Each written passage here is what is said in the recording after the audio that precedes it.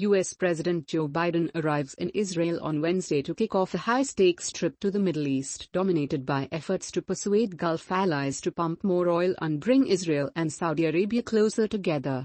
Biden will spend 2 days in Jerusalem for talks with Israeli leaders before meeting Palestinian President on Friday in the occupied West Bank. Afterward, he will take a direct flight from Israel to Jeddah, Saudi Arabia, a first for an American president, on Friday for talks with Saudi officials and to attend a summit of Gulf allies. This trip will reinforce a vital American role in a strategically consequential region, U.S. National Security Advisor said.